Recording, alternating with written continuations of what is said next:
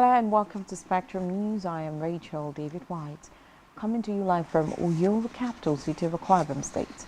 Let's take a look at the headlines. Reps investigate cancellation of visas granted 264 Nigerians by Saudi authorities. IGP orders investigation into infraction in Kogi, Imo, Bayelsa elections. Plus, Dominica to create world's first sperm whale reserve. We'll bring you details of the stories and many more in a moment.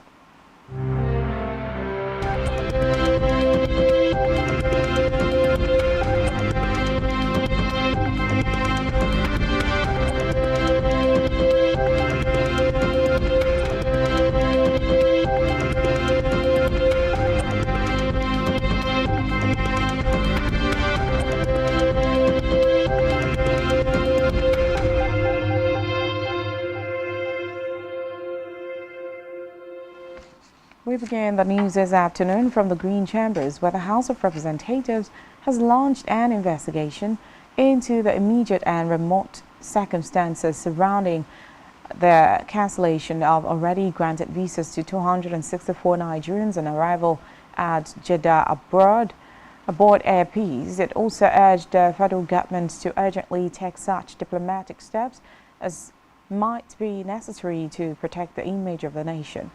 Ensure the full implementation of the bilateral air service agreement. BASA protects Nigerian national carriers flying into Saudi Arabia and protects the Nigerian traveling public. The House condemned the cancellation of the visas of 264 Nigerians on arrival at Saudi Arabia by the country's authorities on Monday, 13 November 2023. The decision of the House followed the adoption of a motion moved by the plenary today by Kama Nkemkwana and 4 others. Meanwhile, the House of Representatives has recommended a minimum of 15% budgetary allocation to the education.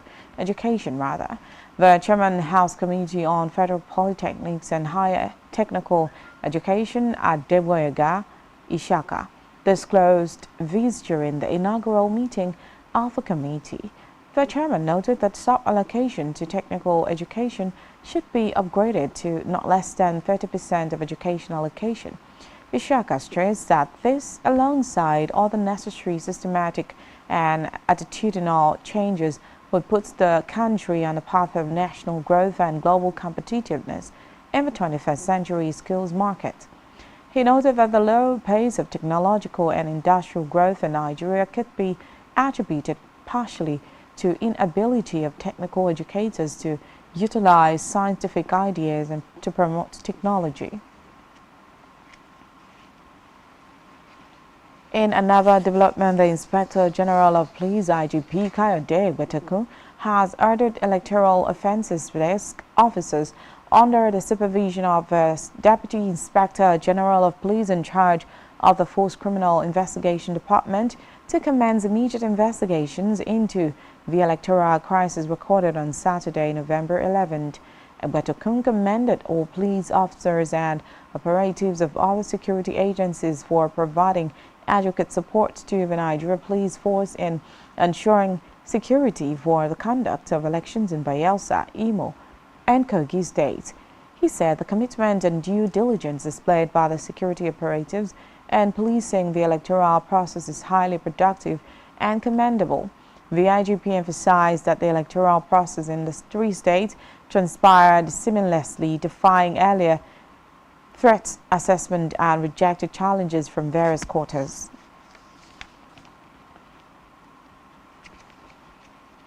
On labor matters, workers in Akwa Ibom State and several states have joined the strike action by the NLC, Nigeria Labour Congress, and the Trade Union Congress of Nigeria TUC, which kicked off today, shutting down activities at several government-owned facilities.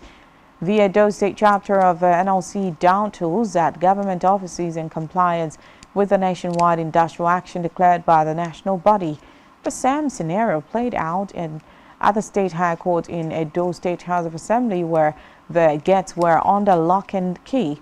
Meanwhile, in Abeokuta, the Ogun state capital, the NLC-TUC and other affiliate bodies also joined the ongoing indefinite national industrial action as instructed by their national leadership. Staff members of the Ibadan Electricity Distribution Company were reportedly stranded at the gate while the gate was under lock and key.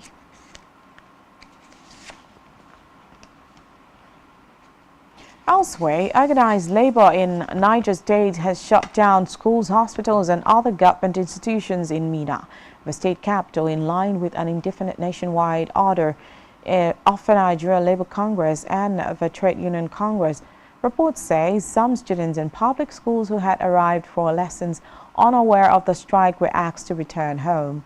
The state NLC chairman in Niger State, Idris Lafin, said the strike was in protest of the arrest and manhandling of the union's national president, Joe Ajaro.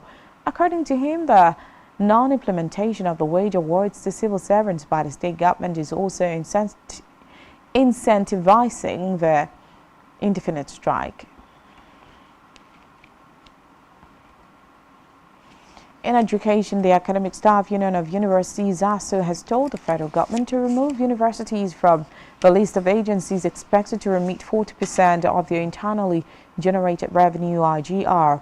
ASU, in a statement signed by its national president, Professor Emmanuel Osedeke, after its National Executive Council meeting, NEC, at the Kaduna State University, Kaduna explained that universities were not revenue-generating agencies, saying that the obligatory fees paid by students were to provide the necessary tools for them to be properly educated.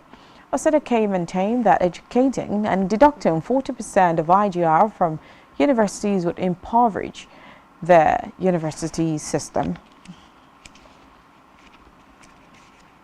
Back here, Akwa Ibom State Governor Pastor Umoino has approved the establishment of a new dialysis centers, one for each of the 10 federal constituencies of the state. Consequently, the governor has directed the immediate commencement and recruitment of training of professionals to meet the manpower needs for the dialysis center, which are to be fully operational by June 2024.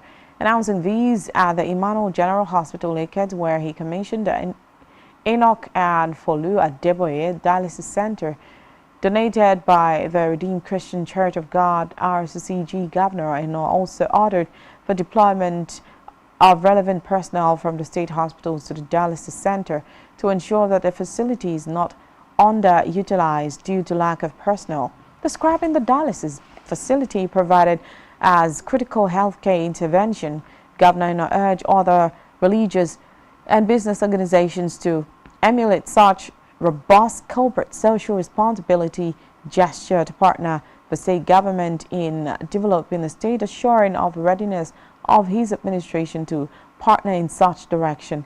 Earlier, the Intercontinental Overseer of Christian Social Responsibility, Pastor Ido Oluyomade, speaking on behalf of the church, said the church, driven by passion for humanity and need to bring help to people afflicted by the scourge of kidney diseases, has, through the His Love Foundation, set up 12 dialysis centers across Nigeria and was placed to set up the 13th in Eket, Akwa Ibom State, among other interventions.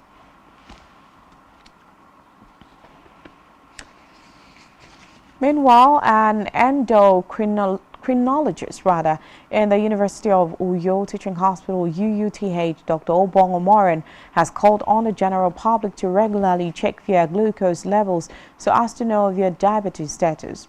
Dr. Omoren made this known in an interview with Spectrum Television in commemoration of the World Diabetes Day, celebrated today. The endocrinologist, who disclosed that about 85 to 90% of the people live with type 2 diabetes, highlighted some risk factors to include sedentary lifestyle, obesity, among others. According to him, assumed consuming of foods with more protein and fiber, as well as reduction of alcohol intake, will help prevent or manage diabetes.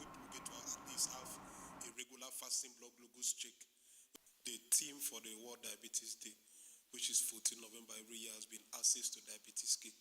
The sub-theme for this year is Know Your Risks, Know Your Response. That risk basically applies to type 2 diabetes, which is actually the commonest form. About 85 to 90% of people that have diabetes have type 2. So the idea is to let access to diabetes care basically mean access to testing, regular testing, access to medications, and access to support from the family, the doctor, and even the government. Understand? So basically, access to care is an all-encompassing word that talks about access to all aspects of diabetes care, which some people include testing, even getting to make a diagnosis. For example, now 1 in 2 people that have diabetes don't know they have it. So access to testing is very important. We people get to at least have a regular fasting blood glucose check. When you have numbers above 7, you can now decide, okay, this patient has diabetes, you can now start treatment. Access to education, very important to understand, is also an aspect of it. The commonest risk factors include sedentary lifestyle, physical inactivity. People sit in one position. People at the executive can sit in a position for 8 hours, they're not moving around. Understand, that is one. The other one is somebody that's overweight or obese. Overweight and obesity is one of the major drivers of type 2 diabetes in our environment. Family history of diabetes is also very important. And if somebody in the, especially family history of diabetes in the first degree relative, for example, now, if your mom has diabetes, your mom is your first degree relative, your dad, your sisters, your siblings, those are your first degree relatives. So if any of them has had diabetes, it increases the risks, understand, of another person that is related to them coming down with diabetes. Excessive alcohol consumption, use of a lot of processed food, shawarma, pizza. People eat a lot of things. Most of these processed food that they save in, most of them, sometimes they put a lot of salt to preserve them. Understand? So a lot of this processed food, junk food that people eat, those are some of the environmental factors. And then even hypertension. And then for a woman that has given birth to a baby that is above 4 kg during pregnancy, there's actually an increased risk. You need to maintain a healthy lifestyle. Understand? Maintain a healthy lifestyle would mean that you are taking less. Most of the carbohydrates you take should be natural carbohydrates, and those ones that contain a lot of fibers like whole grains, your Quaker oats, your wheat, fruits and vegetables should be a regular part of people's diet. To Africa now, where South African Police Service says it arrested 3 men accused of sexually abusing 3 children and a dog in an operation conducted with the aid of the U.S. Department of Homeland Security last week. The suspects include a 63-year-old British citizen who was in the country illegally. Police say he will be charged with bestiality, child grooming, and several counts related to child pornography, including manufacturing and distributing child pornography. The second and third suspects, both 43-year-old South Africans, will also be charged on several counts of child pornography. The police added that the suspect appeared in court on Monday, but that their cases were postponed for further investigations and bail applications. Still in Africa, a former gynecologist from Rwanda has gone on a trial in France on charges of genocide and crimes against humanity. In 1995, a year after the Rwandan genocide, a complaint was filed against Sosthene Munyemana in the city of Bordeaux. Reports say it took French prosecutors 28 years to bring the case to trial. Munyemana, who has lived in France since 1994, is accused of organizing torture and killings. He was a 29-year-old gynecologist living in the south of Rwanda at the time of the genocide. On a foreign scene, the Caribbean island of Dominica says it will create the world's first sperm whale reserve. The Dominica Prime Minister Roosevelt Skerrit said commercial fishing and large ships would be banned in an area off the island's western coast, measuring almost 800 square kilometers. Skerrit noted that the area is a key nursing and feeding ground for the endangered mammals.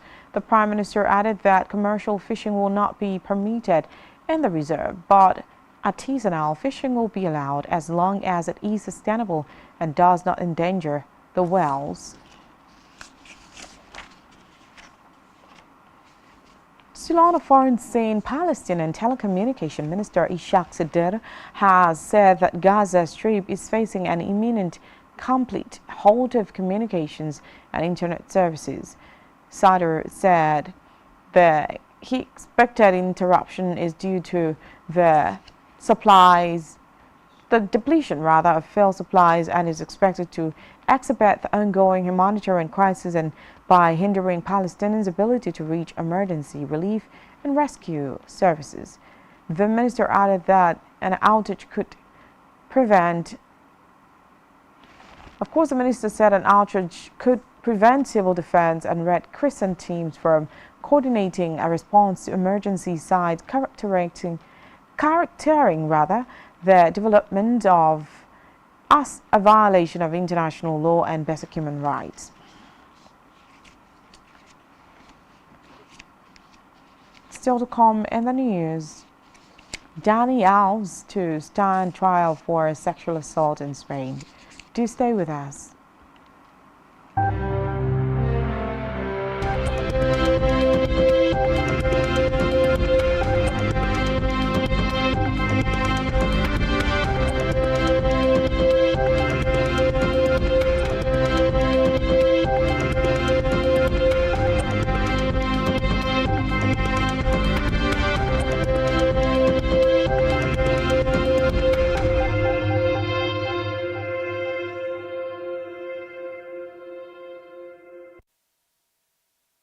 Welcome back, and many thanks for staying with us. Over now to our business news. On our business news, the Minister of Power Adebayo Adelabu has said that the federal government has identified about $23 billion in investment opportunities in Nigeria for projects that are directly related to the country's energy transition plan, ETP. In his remarks at the second German-Nigerian Symposium on Green Hydrogen, Adelabu said the opportunities would not only provide electric power for economic development, but would result in significant net job creation with up to 340,000 jobs by 2030.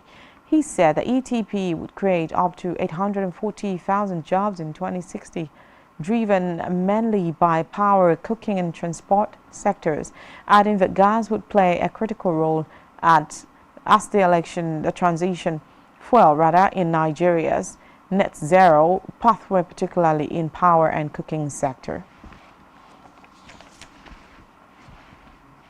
Still in business, the Manufacturers Association of Nigeria (MAN) has told the Central Bank of Nigeria (CBN) to rescind its recently introduced price verification system. The Director General of the association, Segun Ajayi Kadiri, stated these when he had an interview with newsmen. According to him, the CBN's price verification portal continues one of many government policies negatively affecting the activities of manufacturing in country. The MAN DG urged the CBN to revisit some of the policies with a view to removing the bottlenecks affecting the activities of the real sector of the economy. In health, senior medical professionals have identified poverty as the biggest driver of the high prevalence of malaria in Nigeria. They also listed ignorance, poor utilization, and insecticide-treated nets and anti-malarial drug resistance as one of their causes. Ola, speaking in an interview, a professor of biochemical pharmacology at the College of Medicine, University of Ibadan, Olusegun Ademo, stated that poverty was a major factor that enabled malaria, a killer disease, to thrive in a country. According to the World Health Organization, WHO, malaria is a life-threatening disease spread to humans by some types of mosquitoes. The World Health Organization further noted that the African region had a high share of the global malaria burden and was home to 95% of malaria cases and 96% of malaria deaths.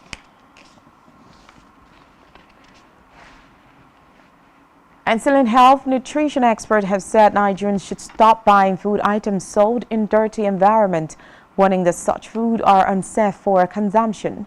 The nutritionist stated that buying foods from unhealthy environment poses a significant potential hazard to public health due to poor hygiene and handling practices.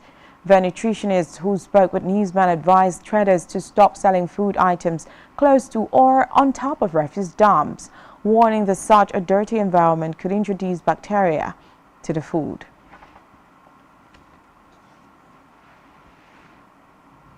To sport now, where former Barcelona and Brazil defender Dani Alves will stand trial in Spain for the alleged sexual assault of a woman in Barcelona nightclub last December.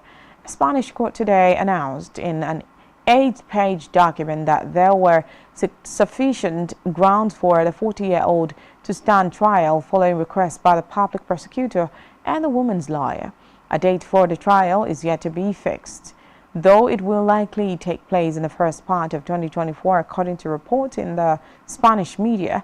The footballer could face up to 15 years in prison if convicted.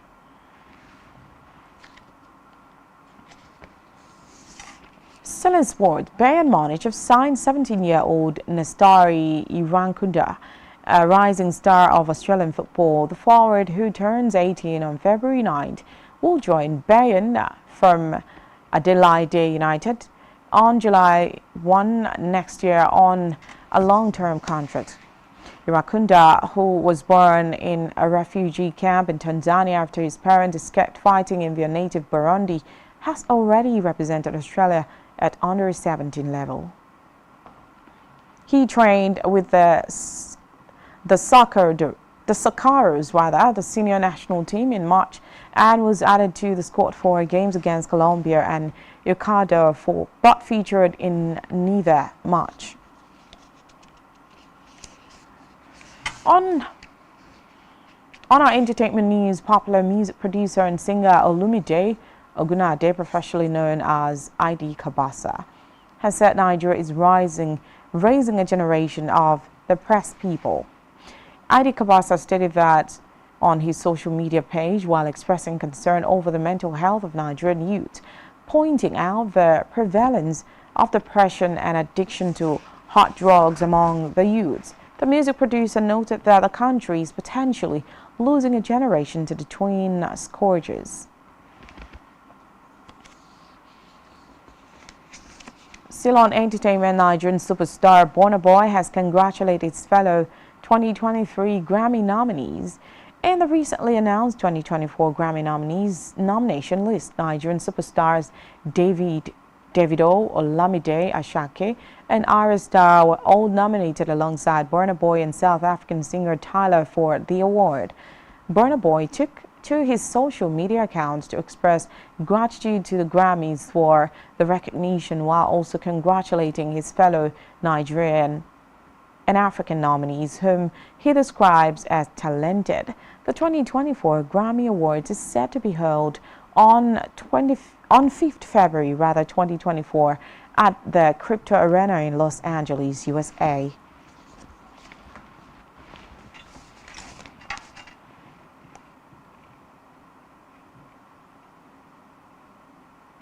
And that's all we have for you at this time. Do ensure to follow us on social media and subscribe to our YouTube channel, all of which you can find on our website, SpectrumTv.ng.